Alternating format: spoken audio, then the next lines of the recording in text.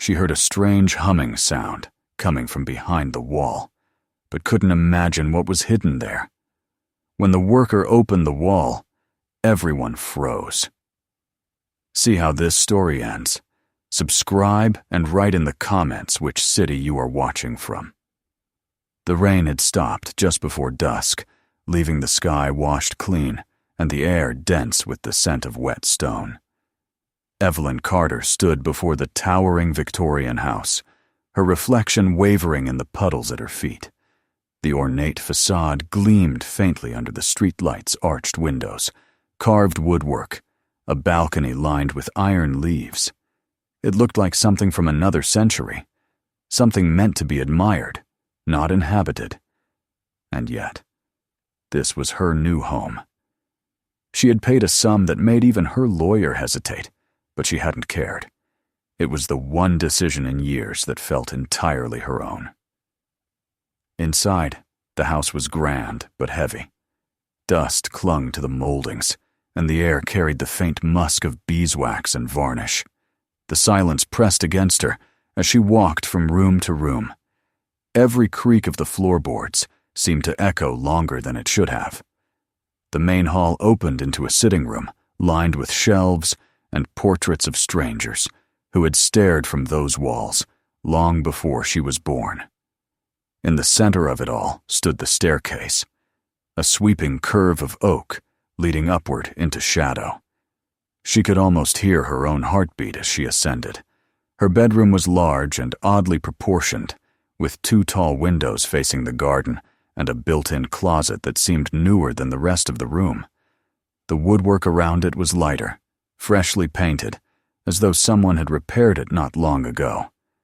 She made a note to have it refinished later. It didn't belong in a house this old. When she leaned closer, she caught a faint scent. Sweet, earthy, almost like honey. She smiled at the thought of it. A house with its own perfume, she told herself. Her cat, Merlin, a quiet gray tabby who had followed her from apartment to apartment for nearly a decade, prowled the perimeter of the room, tail twitching. He paused before the closet, ears flat, and hissed. Evelyn frowned. "What's wrong with you?" she murmured, but Merlin only backed away, fur raised. He didn't go near that side of the room again. The next few days passed in a haze of unpacking and measuring. She planned to restore the house, not simply live in it. Every molding, every hinge, every carved detail carried a story she wanted to uncover. The silence, however, became harder to ignore. It wasn't the kind of quiet that brought peace. It was too alive. At night, the air seemed to hum faintly, as if the house itself were breathing beneath her. The first time she heard the sound clearly, she thought it was a machine, a low, steady vibration coming from behind the closet wall. It wasn't constant. It rose and fell, like a pulse. She pressed her ear against the wood. The noise was faint, but undeniable. It made her teeth ache. Merlin had taken to sleeping in the hallway, and when she opened the bedroom door that night, he stared at her from the shadows, pupils wide. She told herself it was nothing. Old houses made noises, wood contracted, pipes whispered. Still, the hum followed her into her dreams. By the end of the week, she could almost map the sound. It seemed to move, faintly shifting within the wall, but never disappearing. Sometimes it was lower, like the distant hum of a generator, and other times it became so soft it could be mistaken for the echo of her own blood. She started keeping a journal, noting the hours she heard it, the intensity. When she played back recordings from her phone, there was nothing, just silence. An electrician came the following Monday. He was young, polite, and dismissive. He checked the outlets, the fuse box, even the floor vents. Everything was in perfect condition. "It's probably vibration from an old duct or maybe the fridge motor," he said, coiling his wires. Evelyn tried to explain that the sound came from one specific wall, always at night, but he smiled with practiced patience. Houses this age tend to have character. Don't worry, it's not haunted. She laughed weakly, paid him, and watched his van disappear down the street. That night, the sound returned louder than before. It felt as though it filled her chest when she lay in bed.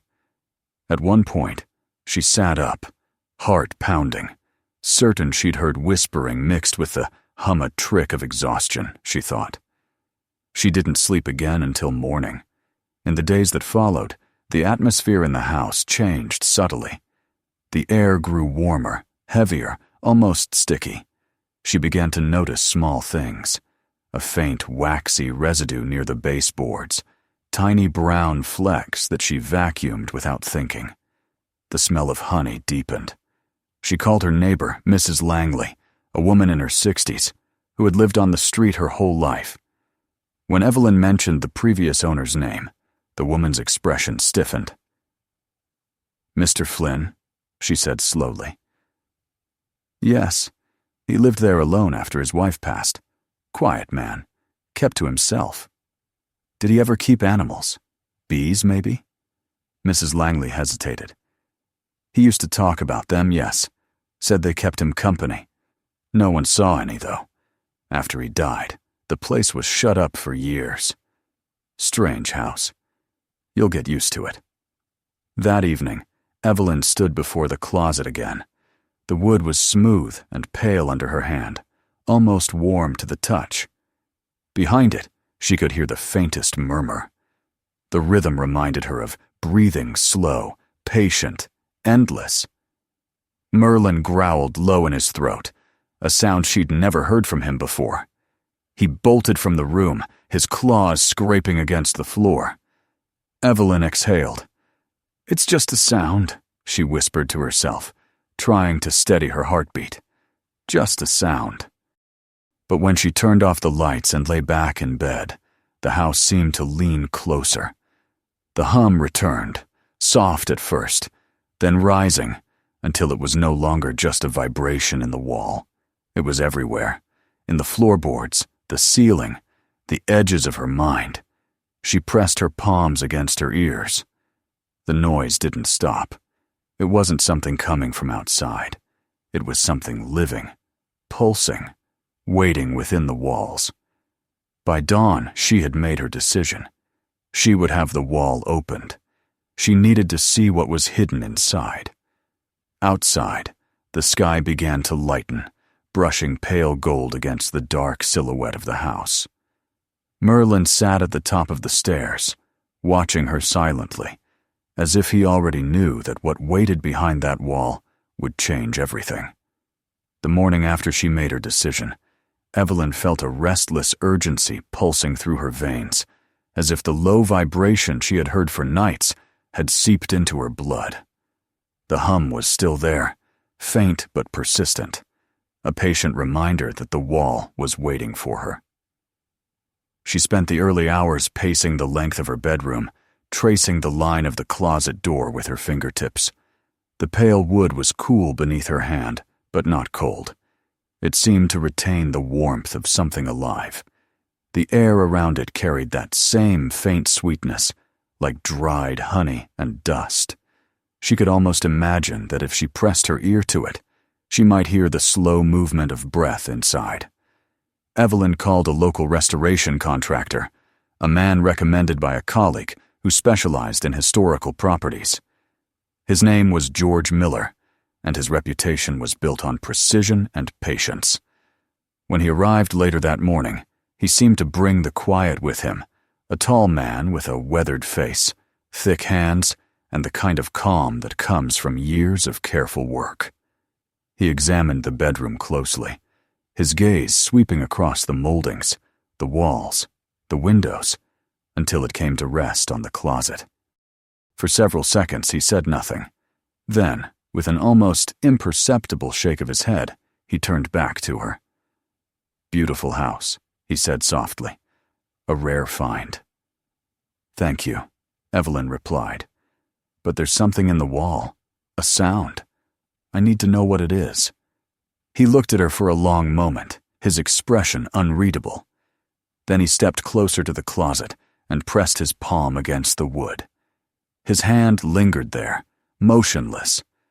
After a while, he bent his head and placed his ear against it. When he straightened, his face had changed. The calm had hardened into caution. "You're certain you want to open this?"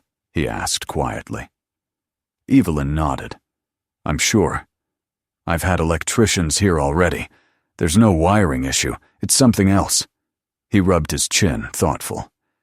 "Sometimes old houses have layers voids between walls, hollow channels for pipes that were never installed. They trap air, vibrations. But this..." He paused. "This doesn't sound like air." The words settled between them like a shadow. Evelyn felt her throat tighten. She wanted him to continue, to offer a rational explanation, but he simply picked up his tool bag and began arranging his equipment. When she asked if he would start that afternoon, he hesitated. "I'll come tomorrow morning," he said at last.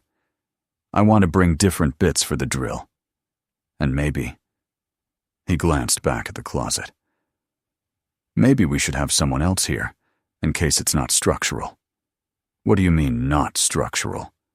He didn't answer directly. "I've seen things in these old houses. Nests, hives, old vents that open into nothing. Just be ready for anything, Miss Carter. Some things you find behind walls don't want to be found." That night, Evelyn barely slept.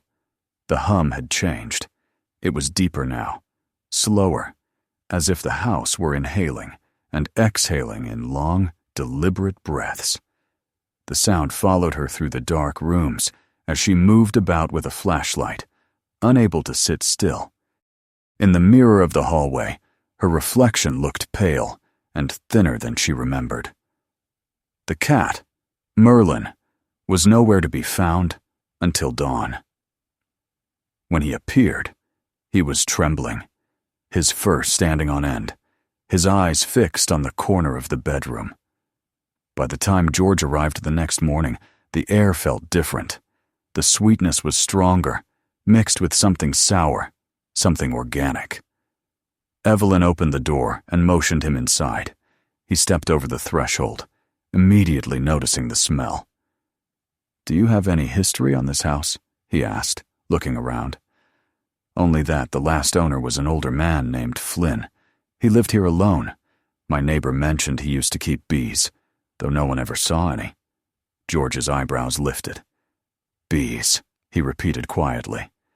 He took another step toward the closet, then stopped and turned to her. "I'm going to say this once. You might not like it, but I think you should leave the wall alone."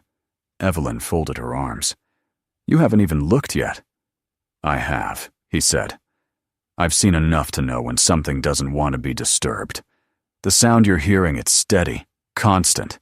That's not water or wires. And it's not ghosts either. It's life, you understand? Something's alive in there." She tried to laugh, but the sound caught in her throat. "If something's alive, I'll deal with it. I just need to know." George sighed, defeated. "All right. But when we start, if I say stop, you stop. No questions." He laid down a tarp, measured the section of wall beside the closet, and plugged in the drill. The metallic whine filled the room. Evelyn stepped back, her pulse quickening. The noise she'd lived with for weeks seemed to respond instantly. The hum rose, vibrating through the floorboards, trembling in the windows. The cat darted from the room, a gray streak of panic. George froze mid-motion, eyes wide. "Do you hear that?" he whispered. Evelyn nodded, unable to speak. The hum had turned into something else. Louder, denser, filled with movement. It wasn't mechanical. It was a chorus of tiny wings, layered one over another, building into a single, resonant note. George dropped the drill. "Get back," he ordered. He grabbed a crowbar, pried at the paneling with careful, trembling hands. A section of plaster gave way, falling in dusty chunks. The smell that escaped was thick and warm, unmistakable honey, wax, decay. Evelyn's stomach turned. Behind the broken wall, something glistened in the narrow crack of light. Not wiring, not wood. It shimmered gold and brown, a living surface shifting as though it breathed. The hum swelled to a roar. George stumbled back, face drained of color. "We need to get out. Now." But Evelyn couldn't move. She stood frozen, watching as the narrow opening widened, revealing hundreds of hexagonal cells, layers of them, stretching up and down beyond sight. Within each, something moved. Slow, pulsing. A wave of sound filled the air. Then the first bee emerged, glinting in the shaft of sunlight, like a fleck of metal. Another followed, and another. In seconds, the air was alive with motion. George pulled her toward the door, slamming it shut behind them. Through the thick wood, they could still hear the droning, a deep, unified sound, neither angry nor calm, simply endless. Evelyn pressed her back to the wall, her heart racing. "What was that?" she managed to whisper. George was breathing hard. "A hive," he said. "A big one. Too big. I've never seen anything like it."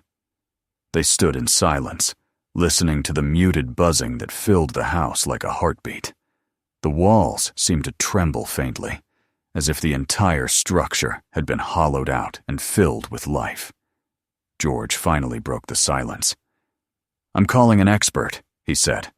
"Don't go back in there. Don't open that door again." When he left, Evelyn sat alone on the staircase for a long time. The morning light filtered through the stained glass window, painting her hands in muted colors. The house had fallen quiet, except for that steady, faint vibration that she could feel through the soles of her feet. She thought of Mr. Flynn, the man who had lived and died here, the one who had filled the house with his solitude. A beekeeper, her neighbor had said. Perhaps he had built his world inside these walls, surrounding himself with the only creatures that had answered him. Maybe when he died, they stayed. The thought both comforted and unsettled her. The hum had once terrified her, but now it seemed almost mournful, like a song left unfinished. That night, she dreamed of honeycomb patterns spreading across the walls, of golden light seeping from the cracks, of thousands of wings fluttering in perfect unison. When she awoke, her pillow was damp with sweat, and the faint scent of wax still lingered in the air. Outside, dawn broke slowly, pale and heavy. The house felt different again, not dangerous, but waiting. She went to the window and saw George's truck pull up with two men in protective suits, their white gear gleaming in the weak light. She watched as they unloaded equipment nets, vacuums, sealed boxes. For a long moment, she stood at the top of the stairs, her hand resting on the banister. Merlin wound around her ankles, purring softly, though his tail twitched with unease. "Come on," she whispered to him, as much to herself as to the cat. "It's time to end this." But deep inside, she wasn't sure what ending she wanted. The hum had become part of her days, part of the rhythm of the house, a reminder that she was never truly alone. And yet, she knew whatever waited behind those walls could not stay. She turned away from the window as the men began to climb the porch steps. The sound of their boots echoed through the hallway, and for an instant, she thought she heard another sound, rising to meet them, faint but unmistakable. The answering hum of 1,000 wings waking inside the dark. The men in white suits moved through the house like careful ghosts. Their heavy boots thudded softly against the old floors, their movements deliberate, almost reverent. Evelyn watched them from the doorway of the bedroom, her arms folded tightly across her chest. The air inside the room was thick with the mingled scents of wax and dust. Shafts of light slanted through the tall windows, illuminating motes that hung suspended like golden dust. The hum was fainter now, muffled by the layers of the hive and the walls, but it was still there, steady, patient, alive. The lead specialist, a thin man named Dr. Rains, nodded to her politely before kneeling beside the open section of wall. "You were right to call for help," he said. "This is extraordinary. The colony has been here for years, maybe decades. It's one of the largest I've ever seen inside a residence." Evelyn said nothing. Her throat was dry. She could only watch as they began to work cutting through layers of plaster, scraping away honeycomb, carefully sealing sections into transparent containers. The sound changed as they worked, shifting from the deep collective hum to scattered, frantic bursts of vibration. It was a sound that seemed to carry emotion, if such a thing were possible. Panic, confusion, loss. When the first section of the hive was removed, the true scale of it became visible. Behind the wall, the honeycombs stretched upward and downward, far beyond what any of them had expected, filling cavities that ran between floors and behind adjoining rooms. It was as if the house itself had become an enormous hive, its bones repurposed by thousands of tiny architects. Dr. Rains spoke in low tones to his assistant as they worked. Incredible structure. These bees adapted perfectly to the conditions, warm, dry, insulated. They've likely survived multiple generations without interference. Evelyn barely heard him. She stood near the window, her eyes tracing the flicker of wings within the sunlight. A few bees drifted lazily through the air, circling as though confused, before slipping through the open glass into the wide world beyond. She wondered if they understood that their home was being dismantled, that the hum which had once been constant would soon fade to nothing. Hours passed. The work was meticulous, and the men moved with the patience of surgeons. George Miller remained nearby, watching with his hands shoved deep into his coat pockets. When their eyes met, there was a faint apology in his expression, as though he regretted not stopping her sooner. But Evelyn didn't share that regret.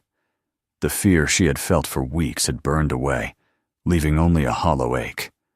She realized now that the sound which had haunted her nights was not something malevolent.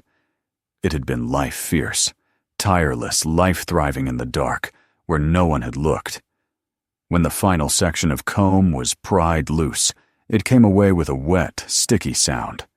The cavity behind it was vast and shadowed, its wooden beams lined with thin veins of wax.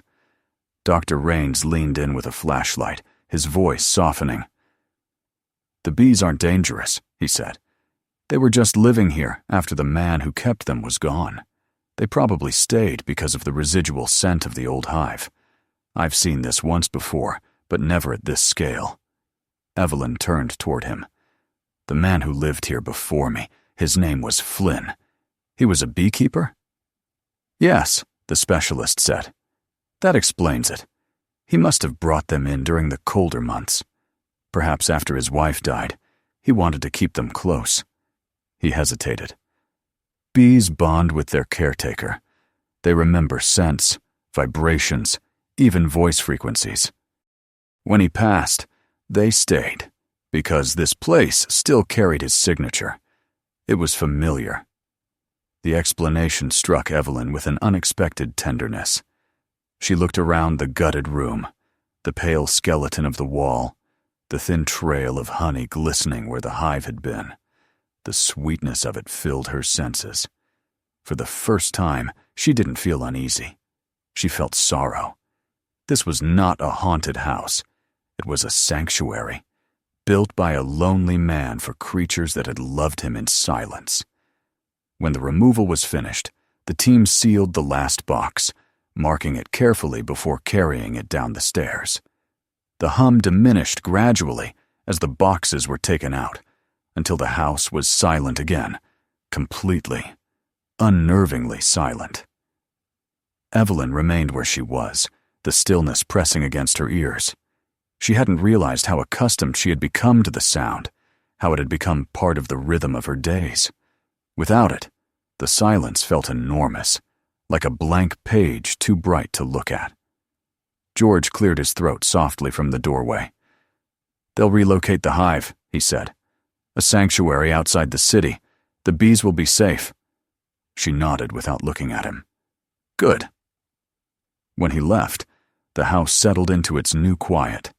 The afternoon light shifted slowly across the floorboards, the shadows lengthening as the sun fell lower. Evelyn sat on the edge of the stripped bed frame and let the weight of the silence sink into her bones. Merlin appeared in the doorway, cautious at first, then padded across the floor to curl beside her feet. He stretched out, purring, a soft, steady sound that reminded her of the hum that had filled the walls. It was strange, she thought, how quickly fear could become nostalgia. Over the following weeks, the house changed. The smell of wax faded, replaced by the crisp scent of lemon oil and fresh paint. Workers patched the walls, sanded the floor, replaced the damaged trim. Evelyn supervised it all, though she rarely spoke. She spent long hours in the garden, watching the bees that had survived nearby flit among the late roses. Perhaps some of them were from the hive, perhaps not. It didn't matter. They moved with the same calm determination she had come to associate with the sound that had haunted her nights. When the repairs were complete, the bedroom looked reborn, clean, symmetrical, restored to its original grace. Yet Evelyn couldn't bring herself to sleep there immediately. It felt too empty, too polished, stripped of the strange vitality that had once made it unique. She began to dream of bees again, slow-moving swarms drifting through corridors of light, their wings whispering in the air like remembered voices. One morning, she woke with a decision forming quietly in her mind. She called Dr. Raines and asked where the relocated hive had been taken. A few days later, she drove out of the city to a field on the outskirts, where dozens of wooden boxes stood in neat rows beneath a broad sky. The air was thick with the music of wings. The hum enveloped her, warm and familiar, and for the first time since moving into the house, she felt something close to peace. Dr. Raines met her at the gate. "They've adapted well," he said, gesturing toward one of the larger hives. "That one came from your house. It's thriving." Evelyn approached it slowly. The wooden surface was smooth and sun-warmed beneath her hand. She closed her eyes and listened. The sound was the same as before, gentle, resonant, endless. It filled her chest with a strange ache that wasn't sadness, but something softer, something like understanding. "I think he would have wanted them to live," she said quietly. Dr. Raines smiled faintly. "I think they already do." When she returned home, the house greeted her with its vast stillness. Yet she no longer felt the weight of it as she had before. The silence was different now, no longer hollow but full of memory. She spent the next few weeks restoring the garden, planting lavender and wildflowers in a corner near the fence. Soon, bees began to visit. At first 1 or 2, then dozens, darting between blossoms, carrying life from petal to petal. She built a small wooden hive box at the edge of the yard and painted it a soft cream color to match the trim of the house. It wasn't meant to hold them captive, just to offer a home if they chose to stay.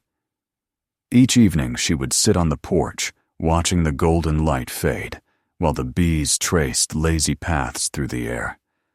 Their hum rose and fell with the wind, blending into the sigh of the trees. Merlin often joined her there, stretched across her lap, his eyes half closed. The first time he heard the bees, he didn't hiss or flee. He simply lifted his head, ears twitching, then settled again, content. The days grew longer, then shorter again, as summer gave way to autumn. The ivy along the porch began to redden, and the air turned crisp. The house, once a place of unease, had become something gentler, a living thing, still breathing but at rest. Sometimes, when the wind was just right, Evelyn thought she could hear a faint echo in the walls, a residual hum, too soft to be real. But she didn't fear it anymore. She let it linger. One evening, as the sun sank behind the trees, she entered the bedroom for the first time in weeks. The air was cool, the floor smooth beneath her bare feet. On the rebuilt wall, she hung a small frame she had found in the debris during the restoration. It was a simple wooden plaque, nearly ruined by age, but faint letters were still visible across it. F. Flynn, Honey Keeper. She set it above the rebuilt section of the closet, its wood polished clean. Then, on the shelf inside, she placed a single glass jar of honey, golden and clear. The label read in neat handwriting, Flynn, Last Harvest. Evelyn stood for a long while, her hand resting lightly on the jar. Outside, a few bees drifted past the window, catching the final rays of the setting sun. The hum of their wings blended with the quiet of the room until it became something whole, a rhythm she could finally understand. She turned off the lamp and let the dim light of dusk fill the room. The silence was no longer oppressive. It was alive, threaded with the memory of a man who had once loved his bees enough to share his home with them. As she lay down that night, Merlin curled beside her, and the world settled into stillness. Somewhere beyond the garden, a hive sang softly to itself, and in that steady hum, Evelyn felt something she hadn't known she'd been missing longing. The house, at last, had accepted her, and she, in turn, had learned to listen. If you liked this story, don't forget to subscribe for more. Watch the next one, and share this video with someone who loves stories that stay with you.